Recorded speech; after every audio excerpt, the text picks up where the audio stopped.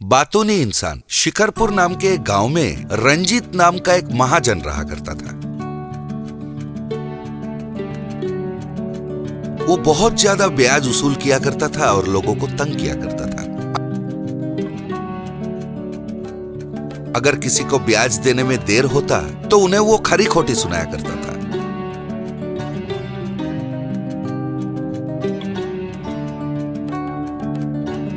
एक दिन उसने किसी से कहा, क्यों भाई युगंधर, मेरी उधारी चुकाने के लिए कितने बार पूछूं? अरे इतने बेशर्म हो गए हो, कपड़े इस्त्री करके तो खूब कमाते हो, ये मुंह और मसूर की डाल, बेशर्म कहीं का, छी छी छी। उसकी बातें सुन के जितेंद्र को बहुत दुख हुआ। वो वहां से चला गया।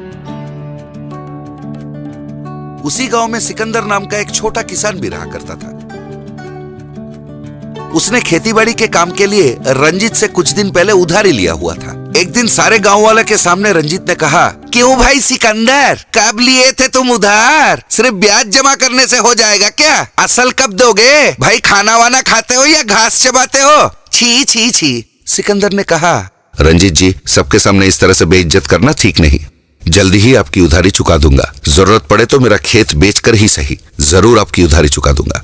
रंजीत ने कहा, ऐसे तो कई बार बोल चुके हो। अरे गुस्सा तो नाक पे चढ़ा रहता है। अरे क्या बेचोगे क्या नहीं, उससे मेरे को क्या करना? एक माँ बाप के पैदावार हो तो मेरी उधारी चुका के दिखाओ। उसकी बातों से सिकंदर बहुत बेइज्जत महसूस किया। उसने सोचा किसी भी तरह इसकी उधारी चुकानी ही पड़ेगी।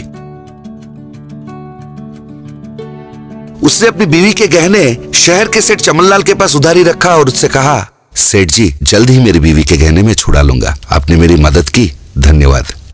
पैसे लेके गांव वापस जाने के लिए बस के पास वो आ ही रहा था।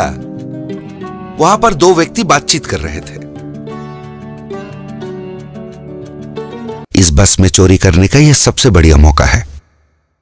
हमें सुनसान जगह ढूंढना चाहिए और हमला करना चाहिए। दूसरे ने कहा, मैं तो चोरी चकारी छोड़ने का सोच रहा हूँ। आज जो पैसे मिलेंगे उससे मेरी बेटी की शादी करवा दूंगा। उसके बाद कोई कूली का काम कर लूंगा। ऊपर वाले की दया हुई तो फिर से चोरी करने की जरूरत ही नहीं पड़ेगी।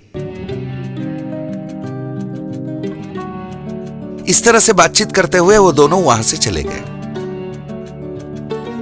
कुछ देर बाद बस गांव की ओर निकल पड़ा।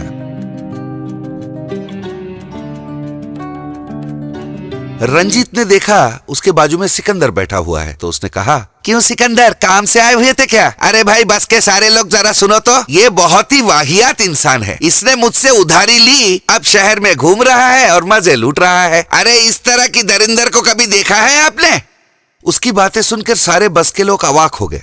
सिकंदर ने कहा, सेठ जी, आपके उधारी के काम से ही मैं इधर आया था। बस के सारे लोग देखिए, इनकी उधारी मैं अब भी इसी वक्त यहाँ चुका रहा हूँ। आप सब गवाह हैं। ये कहकर उसने पैसे रंजीत को दे दिए। पैसे मिलने से रंजीत बहुत आश्चर्यचकित हो गया।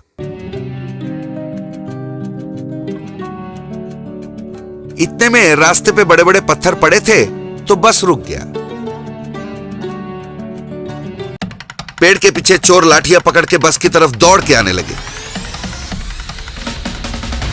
उन्हें देखते ही ड्राइवर ने चिल्लाया, चोर चोर, सारे भाग जाओ भाग जाओ। चोरों ने पूरा बस को घेर लिया। एक चोर ने कहा, भला चाहते हो तो बताओ सबके पास कितने कितने पैसे हैं, नहीं तो मार डालेंगे सबको। किसी ने कहा, साहब वो रंजीत के पास बहुत पैसे हैं, बाकियों पे कृपा कीजिए और जाने दीजिए। चोरों ने रंजीत से पैसे छीन लिए और वहां से चले गए।